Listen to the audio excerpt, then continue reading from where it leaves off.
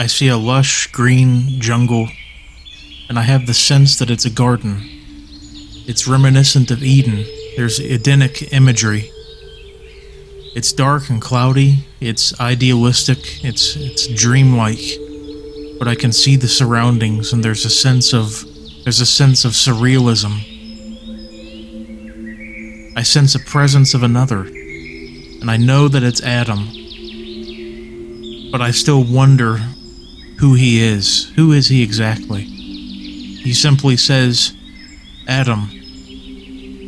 And I say, what are you?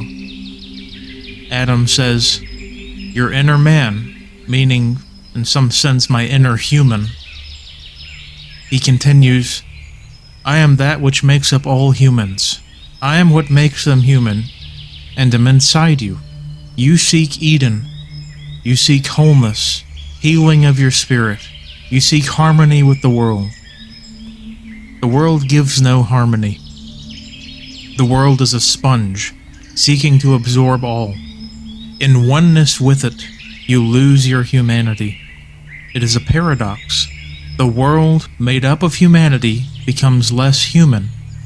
You know this. Behold the words to Cain, my son. Sin crouches at the door, and its desire is for you. But you must master it. This humanity has not, and cannot, and will not do. They become more like animals, consuming so that they may be consumed. Do you seek the path out of this? And then I answer him, yes, you know I do, and you see by my very life right now that I do. Adam answers, well then, my son, listen to me. Lean not upon your own understanding. To become human, as the world sees it, is to become corrupted, for humanity in all its glory as it sees itself is corrupted. There is a greater humanity, a more exalted humanity. Do not consume greedily, do not drink of the cup placed before you by the world, for it places before each man a cup, and this cup many assume is the only cup, the singular cup from which they must drink. You know this is not so. This is the illusion. But like beasts, swine, cattle, they, the world, merely consumes thoughtlessly what is placed before them. And they, like their forefathers before them, will become as their forefathers. They blame those who came before for the state of the world. But behold, with amusement, they drink from the same cup as their forefathers whom they blame. They seek to cure the world, according to their own corrupt understanding, to ease the pain and guilt of doing no differently than their forefathers, and yet dissonantly wishing they could do otherwise. Let me put it differently. They behold the singular cup, and foolishly drink it down, and in some sense deep down, see that this is self-serving and vain. It has produced the very state of the world which they both love, with eros, and detest. Behold, as addicts, they both love and hate that which they do. They also hate that which they are, and thus they command themselves and others to love who they are, as if by force, to dissipate their self-hatred. Behold the cycle, my friend. They consume so they may no longer be consumed. They love so they may no longer hate. I should rather say they try to do this. But as a perverse generation, they cannot succeed. They continue warring within themselves, and behold their cry, love, love. But all that remains is hate, hate. And it cannot be otherwise. Many have tried. Who has succeeded but one? And behold, his way is offered to all.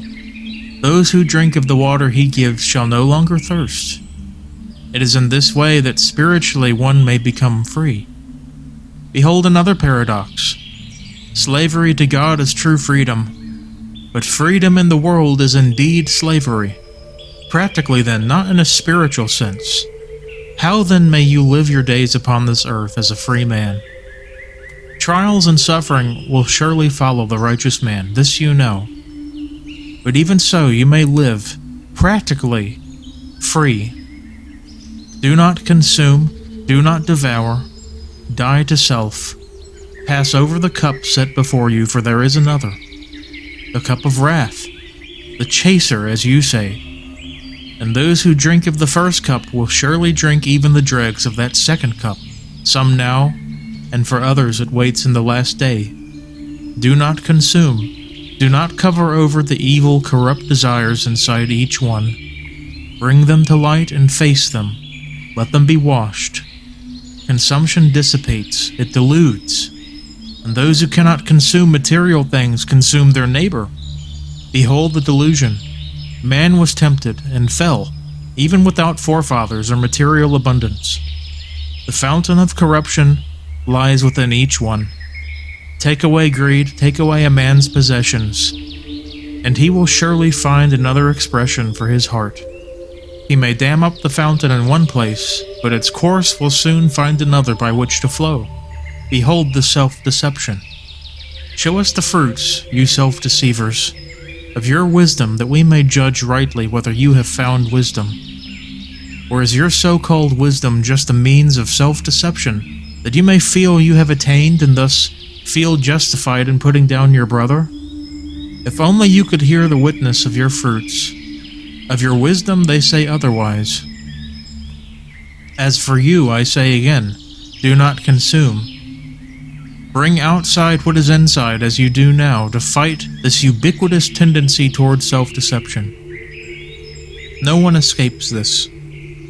Behold Eden. This is freedom. There is care for the living things. There is love for God with trembling. There is nothing with which you may deceive yourself. Everything lays bare, open, simple. Yet behold the cup, how it entices. By it, humanity becomes beasts, and there are ones who wish this, that they may consume humanity.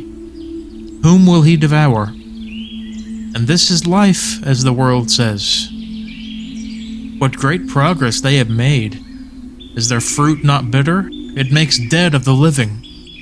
They become the living dead, but they long to believe they truly live. Wouldn't the cattle like to believe this as they are driven to the slaughter? But you, my son, do not consume, and don't you dare forget those words. Death to the world is life, dying to slavery is to live, living to slavery is to die. Peace be with you. As you walk this path, it is upon you to figure out how to traverse it. Behold that the world does not make it for you. It does not wish for you to travel it. Behold these trees in this forest. Through it you must carve the path, and by that path you will escape the world practically. You must forge the trail. Do not look for it in the world. Dare to do this.